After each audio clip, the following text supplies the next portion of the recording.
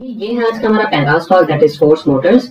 Force Motors को देखिए लाने का एक सिंपल सा रीजन है। जिस तरीके से मैं आप लोगों को यहाँ पे प्राइस एक्शन समझाने की कोशिश करता हूँ, मैं उसी के बेसिस पे आप लोगों को चार्ट ला के देने की कोशिश करता हूँ। और अगर वैसे चार्ट मिलते हैं तो उस चार्ट को देखे मैं काफी ज्यादा कॉन्फिडेंट रहता हूँ, उनको मैं सारी चीजें आपको सही से समझा सकता हूँ। ठीक है, आप इस चार्ट को देख रहे होंगे, ये है फोर्स मोटर का चार्ट। ये पर्टिकुलर स्टॉक देखिए, मैंने अपने फ्रेंड को 1200 रुपए के आसपास दिया था। ये था वो पर्टिकुलर एरिया जहां पे मैंने अपने फ्रेंड को और हमारे क्लाइंट्स को भी जुलाई 2023 या फिर मई 2023 के आसपास दिया था। वहां से इसने 9000 के आसपास का रिटर्न लगाया था। ठीक है, यहाँ से इसने कितने परसेंट के आसपास का रिटर्न दिया है, अगर आप यहाँ पे ध्यान से देखें 600% के आसपास का रिटर्न दिया है विद इन 1.5 ईयर। ठीक है, अभी इस पर्टिकुलर चीज को अगर आप यहाँ पे ध्यान से देखें, जिस तरीके से मैं बोलता हूँ कि प्राइस पहले फॉल करेगा, ठीक है, फॉल करने के बाद वो कंसोलिडेट करेगा, एक्यूमुलेट करेगा। जब तक प्राइस कंसोलिडेट नहीं करेगा वो ऊपर नहीं जा सकता।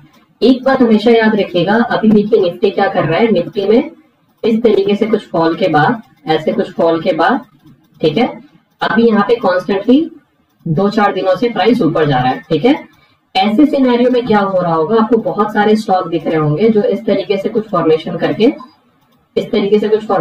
निकल रहे हैं। ठीक है, ऐसा कुछ सिनेरियो करके निकल रहे हैं। और मैं किस तरीके के चार्ट पे बिलीव करता हूं, मैं इस तरीके के चार्ट पे बिलीव करता हूं।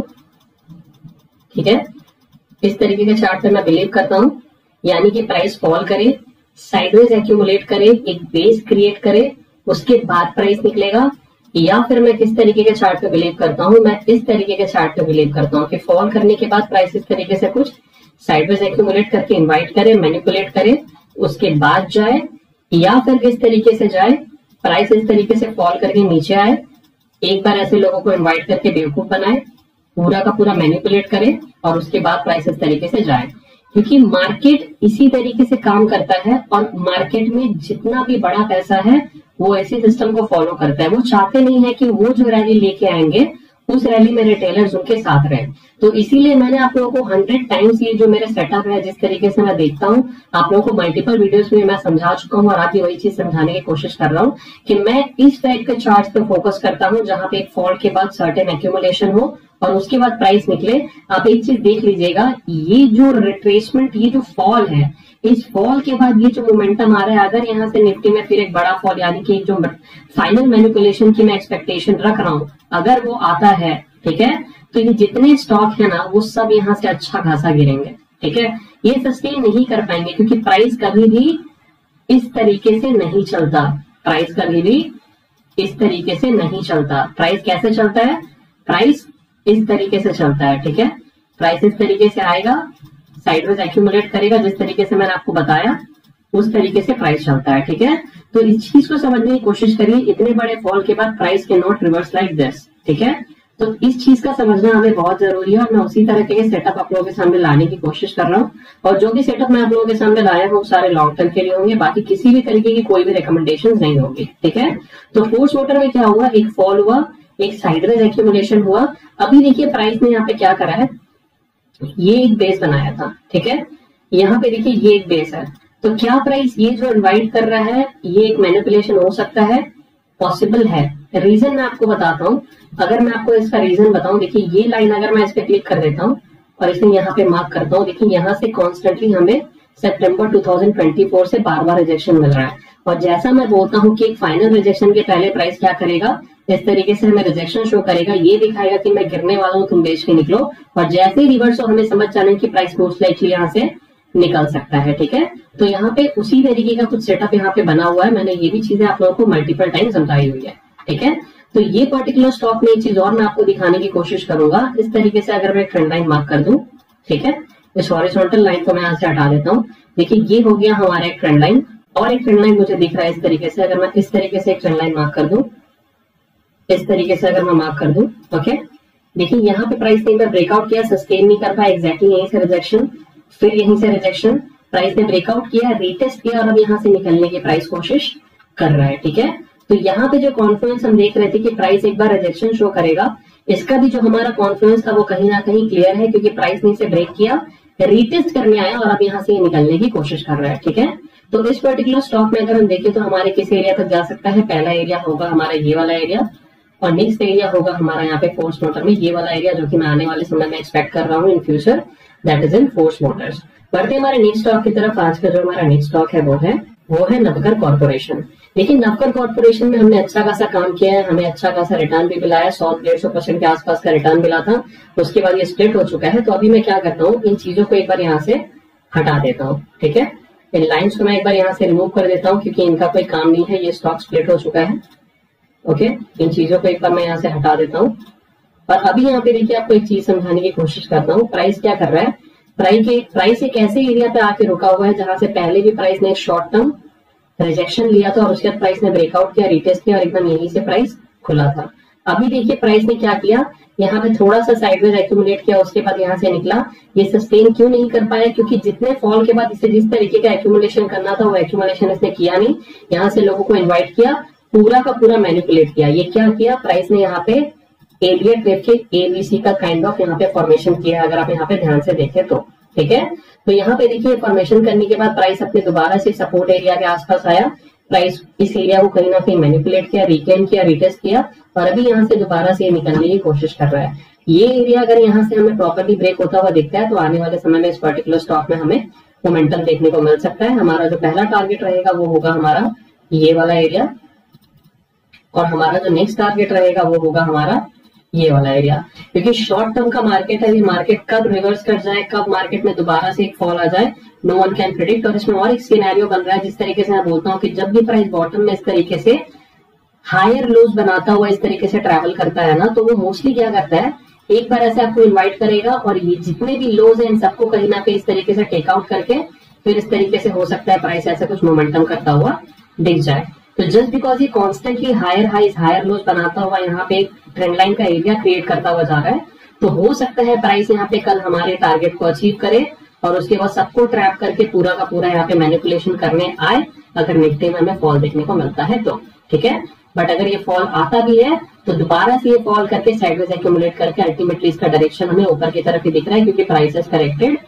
अगर इस एरिया से हम देखें इसने कितने % का करेक्शन किया है, इसने ऑलमोस्ट करेक्शन किया था यहाँ पे 47 to 50% के आसपास का। ठीक है, तो ये छोटा करेक्शन नहीं है और यहाँ से दोबारा से एक बार अगर ये फॉल करके मैनिपुलेशन करके निकलता है तो अच्छा खासा हमें रिटर्न देता हुआ दिख जाएगा।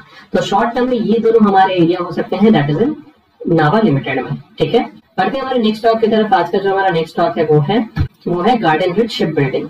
ये पर्टिकुलर स्टॉक को अगर हम यहाँ पे देखें, देखिए ये पर्टिकुलर स्टॉक ने यहाँ पे क्या किया है, यहाँ पे देखिए इस तरीके से मैंने एक एरिया मार्क किया हुआ है। ओके, अभी यहाँ पे देखिए प्राइस ने क्या किया था, प्राइस ने देखिए यहाँ पे अच्छा खासा फॉल किया, प्राइस देखिए ऊपर गया, सस्टेन नहीं कर पाया। क्यों, क्योंकि जैसे मैंने अभी आपको कुछ देर पहले बताया, जब भी प्राइस फॉल करेगा प्राइस हैज टू एक्यूमुलेट। ठीक है, प्राइस को क्या करना है, price has to accumulate, sometime it will break out, manipulate to the low and then it will do something like this. यहाँ पे कुछ इसी टाइप का सिनेरियो आपको दिख रहा होगा। देखिए प्राइस ने यहाँ पे एक फॉल किया, थोड़ा सा देखिए यहाँ पे मोमेंटम शो किया, मैनिपुलेट किया और अभी देखिए यहाँ से निकलने की कोशिश कर रहे हैं। स्ट्रॉन्ग मोमेंटम हमें आज यहाँ पे ऑलमोस्ट 20% के आसपास का देखने को मिला है। इस पर्टिकुलर स्टॉक को लाने का रीजन क्या है, क्योंकि ये जिस तरीके से समय बिता रहा है, हो सकता है फिर ये शॉर्ट टर्म में थोड़ा सा फिर इस तरीके से कुछ रिट्रेस करे, फिर इस तरीके से कुछ करे। ठीक है, और उसके बाद ये इस तरीके से अपने डायरेक्शन को फॉलो करता हुआ अल्टीमेटली हमें दिख सकता है। इसीलिए आज मैंने जो भी स्टॉक आप लोगों के लिए लेके आया हूँ, मैं बोला जो भी स्टॉक आज मैं लेके आया था आप लोगों के लिए, वो सारे डायरेक्शनल काइंड ऑफ स्टॉक्स है। ठीक है, लेकिन किसी भी तरीके का कोई भी रिकमेंडेशन मैं आप लोगों को यहाँ पे नहीं दे रहा और आप अपने हिसाब से एनालाइज करने के बाद ही बाइंग या सेलिंग करें। तो इस पर्टिकुलर स्टॉक में जो हमारा पहला लेवल होगा वो होगा हमारा यहाँ पे ये वाला, और जो हमारा सेकंड लेवल होगा यहाँ पे वो होगा हमारा यहाँ पे ये वाला। ठीक है, तो ये दोनों लेवल होंगे फिलहाल के लिए हमारे गार्डन रिच शिप बिल्डिंग में। और एक बार को अगर हम फाइनल लेवल की बात करें तो यहाँ पे ये वाला एरिया हो सकता है। और आपको पता है कि जब ये इस तरीके से यहाँ पे निकलेगा तो ये इसने ये जो राउंडिंग कर्व बनाया है, ये जितना % इसने फॉल किया था उतना ही % हमें ऊपर भागता हुआ दिख जाएगा। ठीक है, तो ये था आज का हमारा third stock, that is garden rich ship building. अब बढ़ते हमारे लास्ट एंड फाइनल स्टॉक की तरफ। आज का जो हमारा लास्ट एंड फाइनल स्टॉक है वो है हिंदुस्तान जिंक। पर्टिकुलर चार्ट को एक बार अगर आप यहाँ पे ध्यान से देखें, इसका वीकली चार्ट है देखिए, और ये एक ऐसा एरिया है जहाँ पे मैंने एक लाइन मार्क करके रखा हुआ है, जहाँ पे हमें प्रीवियसली मल्टीपल टाइम एक रिजेक्शन देखने को मिला है।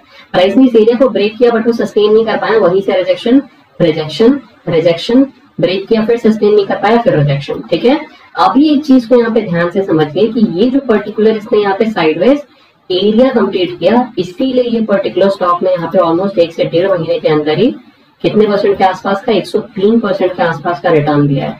तो अल्टीमेटली जो सिस्टम है, जो रूल है, वो यही है कि market has to accumulate, market को टाइम बिताना पड़ेगा। जब तक वो टाइम नहीं बिताएगा वो मोमेंटम नहीं दे पाएगा। जैसे मैंने आपको कैमलिन साइंस के बारे में बताया, कैमलिन फाइन साइंस, जैसे मैंने आपको अवंती फीड के बारे में बताया, सारे में कहीं ना कहीं सेम टाइप का सेटअप है कि प्राइस ने कहीं ना कहीं अपना करेक्शन पूरा किया हुआ था। टाइम वाइज करेक्शन जो था वो टाइम वाइज करेक्शन पूरा करने के बाद ही उन सब में मोमेंटम था, मार्केट फॉल में भी, ठीक है। बट जस्ट बिकॉज इसने अपने एक मोमेंटम रेडी कर लिया था ये पर्टिकुलर साइडवेज करेक्शन के बाद, इसीलिए उसमें दोबारा से एक रिजेक्शन देखने को मिला और वहां से प्राइस अपने प्रीवियस रेजिस्टेंस एरिया तक घूम के आया। क्योंकि मैंने आपको और एक सिस्टम बताया है कि जब भी प्राइस अपने एक ऐसे रेजिस्टेंस को ब्रेक करे जहां से वो मल्टीपल टाइम रिजेक्ट ले चुका है, उसमें एक चीज होता है कि वहां पे प्राइस मोस्ट लाइकली कभी कभी इंस्टेंट जहां से ब्रेकआउट करता है वहां से रिटेस्ट करने नहीं आता, वहां से इंस्टेंट मोमेंटम हमें देखने को मिलता है। एग्जैक्टली सेम चीज हुआ है, मल्टीपल टाइम यहाँ पे वीकली टाइम फ्रेम का रिजेक्शन है और देखिए जब फटा तो कोई रिटेस्ट नहीं है, इंस्टेंट यहाँ से रैली है। और मैंने ये भी बताया है कि जब ऐसा सिनेरियो बनेगा तो प्राइस क्या करेगा, प्राइस को दोबारा अपने एरिया तक घूम के आना ही है। क्यों? क्योंकि प्राइस ने यहाँ पे जो रिटेस्ट का फॉर्मेट है वो कहीं ना कहीं कंप्लीट नहीं किया है, वो दोबारा से घूम के आएगा, अपने एरिया को रिस्पेक्ट करेगा और वहां से निकलने की कोशिश करेगा, ठीक है। और यहाँ पे देखिए दो तीन चीजें हुई है, जैसे मैं बोलता हूँ फॉल किया प्राइस ने, देखिए यहाँ पे क्या कर रहा था, प्राइस कॉन्स्टेंटली हायर लोज बनाता हुआ जा रहा था, ठीक है। यहाँ पे ट्रेंड लाइन का एरिया क्रिएट करके पूरा का पूरा मैनिपुलेट करके प्राइस को नीचे तक लाया गया। मैंने अक्सर बोला है कि जब भी इस तरीके से प्राइस करे, प्राइस सस्टेन नहीं कर सकता। Either price will do something like this, then it will have to bounce, ठीक है। अदरवाइज अगर वो फॉल करेगा वो कांस्टेंट फॉल कर जाएगा, ठीक है। यहाँ पे और एक चीज मुझे दिख रही है, अगर इस तरीके से मैं यहाँ पे एक ट्रेंड लाइन मार्क कर दूं और यहाँ पे भी अगर इस तरीके से मैं एक ट्रेंड लाइन मार्क कर दूं, आपको दिख रहा होगा यहाँ पे पहले ट्रेंड लाइन को ब्रेक किया गया, फिर यहाँ पे एक सिमेट्रिकल ट्रायंगल टाइप का पैटर्न बन रहा था, प्राइस ने उसे भी ब्रेक किया। यानी कि मल्टीपल टाइम लोगों को यहाँ पे प्राइस ने थकाया है और यहाँ पे सबको निराश किया है। तो अब जो यहाँ पे रैली आ रही है, ये रैली यहाँ पे धीरे धीरे करके फ्यूचर में सस्टेन कर सकती है अगर मार्केट ने ये पर्टिकुलर स्टॉक का साथ दिया तो। बट एक चीज याद रखिएगा, अगर मार्केट यहाँ से गिरता है तो ये ज्यादा फॉल नहीं करेगा, हो सकता है इस तरीके से कुछ करे और उसके बाद हमें अल्टीमेटली मोमेंटम इसमें इस तरीके से कुछ देखने को मिले, क्योंकि price wise correction plus time wise correction करके इस प्राइस ने फॉल किया है, ठीक है। तो इस चीज को हमेशा याद रखिएगा और इस तरीके से कुछ हमें मोमेंटम देखने को इसमें मिल सकता है।